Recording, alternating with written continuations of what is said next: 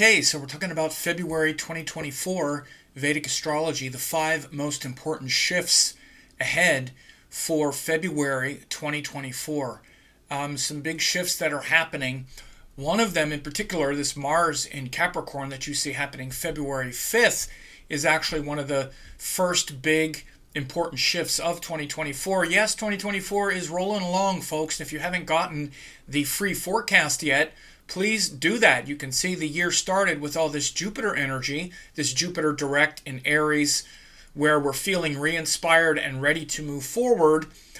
Even though things seem kind of weird, this Jupiter moving direct since the beginning of the year has given us a kind of fired up mentality. But now, February 5th to March 14th, Mars in Capricorn, ready to fight the good fight, feeling disciplined and encouraged, and with a lot of courage. That's one of the 5 big shifts here in February 2024. But make sure, if you haven't yet, go to 2024vedicastrology.com and you get the web class where I talk about these 11 most important shifts, actually.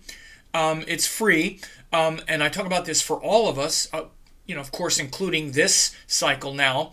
But then we have the eclipses coming up, Mercury retrogrades, we have Jupiter changing signs. You can see how that Jupiter moving into Taurus will impact you based on your sign also. So again, don't pass up that chance if you haven't gotten the 2024 Vedic Astrology forecast yet. But now we're talking about February 2024. And as you see, oh, by the way, I want to thank Casey Scott, my student and great astrologer at Gold Star Astrology, for this calendar. You can visit his Instagram. He has opportunity for you to get these calendars, the entire 2024 calendar, which has all of the shifts. So I'm using this for my forecast. You can see Mercury enters Capricorn Thursday, February 1st, right? So you could see this on the very beginning of February 1st, Mercury goes into Capricorn. So, of course, Mercury's about speech, intelligence. He goes into Capricorn, very serious shift. You could see by the end of the month, Mercury goes into Aquarius. He's only in Capricorn for 18 days. He's moving fast. He goes into Aquarius on February 19th, right? So, again, you can see how fast Mercury moves when he's not retrograde, for example. But February 1st, Mercury goes into Capricorn, and so that'll bring a serious shift in the mentality. But then this big shift happens here. Mars in Capricorn, February 5th until March 14th. Now, that's a time for enhanced discipline, courage, commitment. Fight the good fight, look within, in order to find the real source of weakness. And you can even see I have it here. Fight the good fight, discipline and courage to face life's hardships, especially internally, is important now. Life's hardships have to do with Capricorn. We have to make peace with the difficulties, the stresses, our fears in life, because the things that we fear are, somewhat inevitable, at least that we're going to, have struggles and we're going to lose people and situations and whatnot. So the courage to face those things is very important. And Mars in Capricorn is a time to really do that. So February 5th to March 14th is the time for Mars to go into Capricorn and for you to really focus and introspect. Now you can see that's right before, just a few days later, the new moon in Capricorn in Dhanishta Nakshatra. So you see that this big Capricorn shift, and of course this new moon, which means sun and moon, of course Mercury is in Capricorn, Mars is also in Capricorn, right? Because we just saw it, Mercury went into Capricorn, Mars is in Capricorn. Now we have the new moon, which means the sun and moon are in Capricorn. So again, the new moons are the beginning of a new cycle. So February 9th, that beginning of the new cycle happens. And it's a new Capricorn cycle where, again, now all of our energy is really revolved around this focal point of facing life's hardships, struggles, difficulties. And again, Capricorn is ruled by Saturn. The symbol in Vedic astrology is the crocodile, Makara, and it's a great symbol. because it's an ancient creature. It lives mostly in water. The crocodile is very comfortable in water, even though it also moves on land. But in water is where it's really the most comfortable, right? It's got that long tail and it's hides in the water with just its snout up, breathing the air, and then it leaps out to get its prey, right? So it's a very secretive creature, cunning creature, but has a lot of courage in the water, in those emotional waters, those devotional waters. So this is a very important, powerful Capricorn psychology that's going to be really important. Again, not only is Mars there, which again, Mars is exalted in Capricorn, giving that courage to face life's struggles. The reason Mars is exalted there is because Capricorn is where we also learn from our mistakes. And Mars in Capricorn makes us more strategic about fighting our battles, fighting the good fight, so to speak. So again, this is very important with that Mars in Capricorn, February 5th to March 14th. And then again, right after that, we have this new moon in Capricorn, and it's that cycle where the sun and moon come together, and now our whole psyche revolves around going inward, having the emotional courage to be devotional, to be alone, to sit in solitude. Again, these are great virtues of Saturn, the ruling planet. And this is also in Dhanishta Nakshatra. Dhanishta, you see I have the symbol of Shiva's trident there, and around the trident is the drum of creation, the Damaru. So this is Shiva's drum of creation, which is about wealth and value, Dhan, wealth and value, and the pulse of the universe, of the cosmos, beats to Shiva's drum. So finding true value and true values in your life will also be important for this next 30 days. What's truly valuable, which is not just money and the trappings of wealth and whatnot. Then you see on the 11th, Venus goes into Capricorn, right? February 11th, Venus goes into Capricorn. It has been in Sagittarius. So again, this serious nature of Capricorn, you see this shift toward these serious Capricorn qualities, these serious Saturn qualities. Then Saturn becomes combust February 12th until March 17th. So Saturn combust, when Saturn moves within a certain degree of orb, he becomes combust, and that can be a bit of a sort of flashpoint where you might be feeling a bit irritable about all of the pressures and stresses and duties and responsibilities that you're being asked to perform.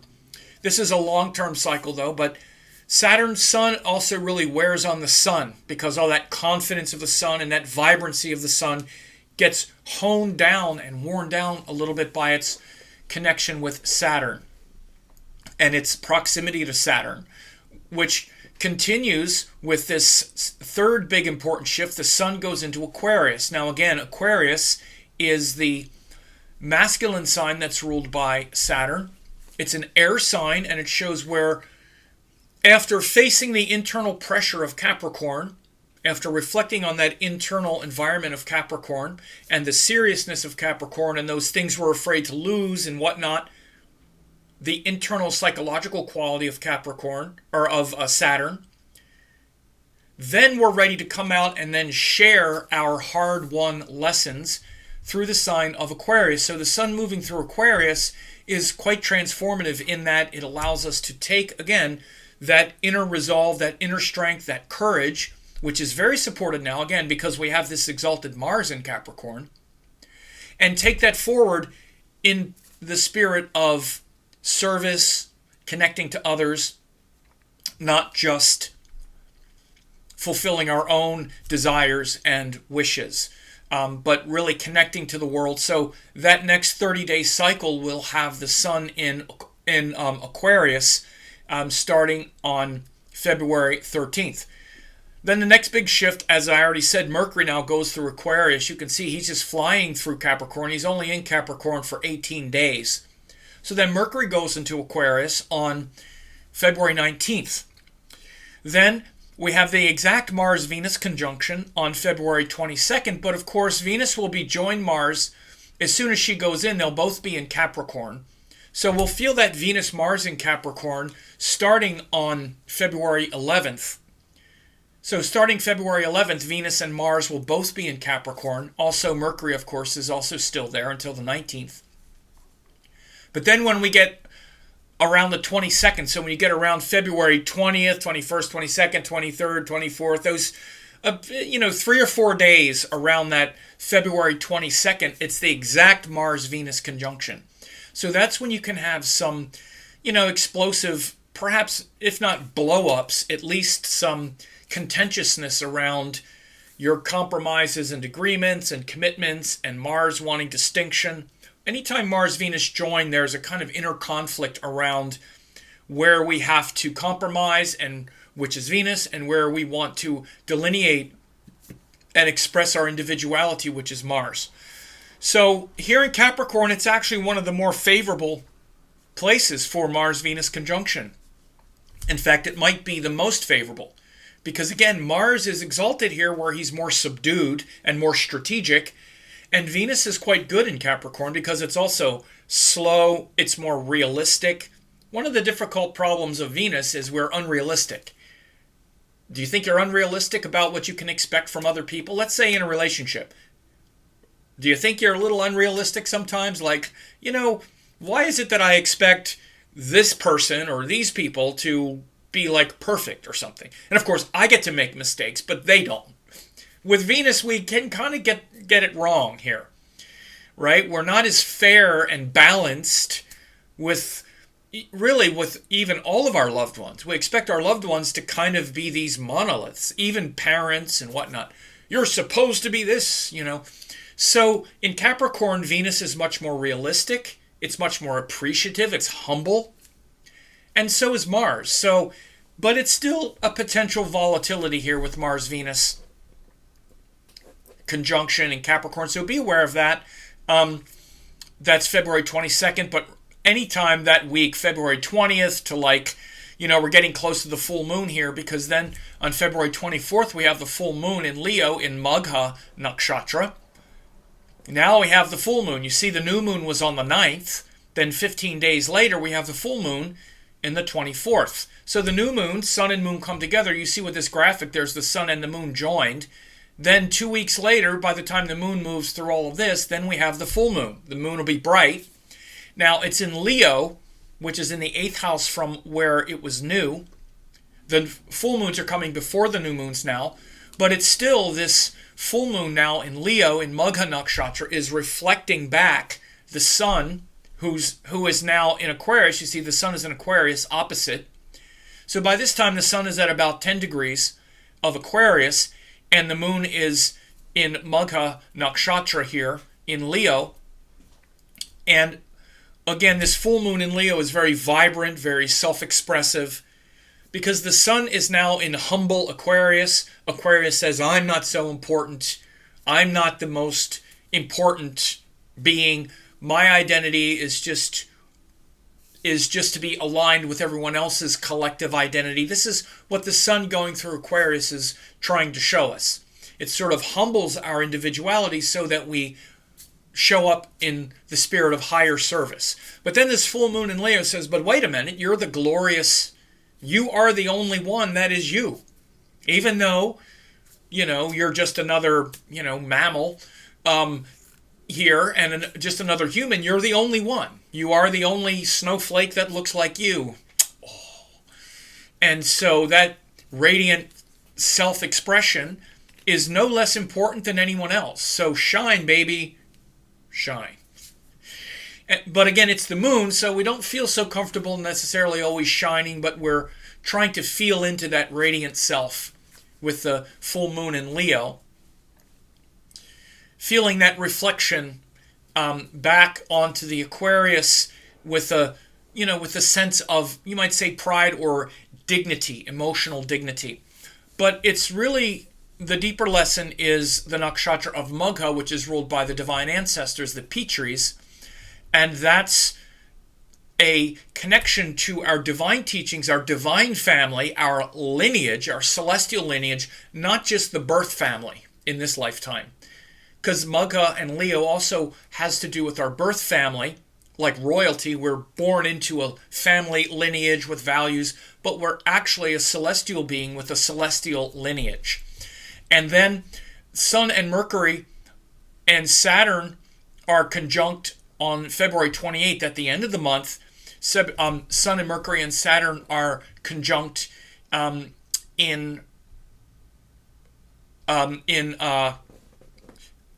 Aquarius. On February 28th. So again, but the 5 most important shifts, these big 5, are Mars in Capricorn until March 14th. And again, if you haven't yet, go to 2024 Vedic Astrology. That's this indication here. And as you see, there's actually 10 more after this. The eclipses, stuff later in the fall with the eclipses in the fall, with Mars debilitated and retrograde. So again, if you haven't got that yet, you want to do it. Mars in Capricorn until March 14th. Then the new moon in Capricorn, Dhanishta, which is a new cycle related to this Capricorn lesson. A time to be introspective, serious, focused, alone, solitude, healthy sense of solitude. Then the sun moves into Aquarius for 30 days where we align our individual self with the collective good. And then Mars-Venus conjunction happens. A lot of passion and drama, but, potential for some volatility because of that, Mars-Venus conjunction. But in Capricorn, it's more subdued. And then the full moon in Leo in Magha Nakshatra, that radiant, glorious self and that sense of emotional dignity and purpose. So again, visit the 2024vedicastrology.com. You can download and watch the video and download the PDF at that website. So for a limited time, I'm offering 10 hours of masterclasses, Yoga and Vedic Astrology, Quantum Vedic Astrology, and Spiritual Astrology Masterclass. These are 3 great courses that will really help you a lot. Now, in case you don't know who I am, I taught the AstroVed certification course, Dattatreya Shiva Baba, in 2010. Ravi Shankar published my book in 2018. I've been around for decades. I've been teaching these great classes, and if you go to VedicAstrologyEssentials.com, you can get this 90% off discount of these 3 great classes, more than 10 hours, guaranteed value. You can check this out. These 3 classes will give you all the necessary tools to begin to learn Vedic astrology. Please find me on YouTube at Sam Jeppy, Vedic Astrology Teacher. On there since 2007, thousands of hours of classes. Also on Facebook at Astrology Teacher, tons of articles updated regularly, and I'm on Instagram at Vedic Astrology 108, ongoing updates and interaction.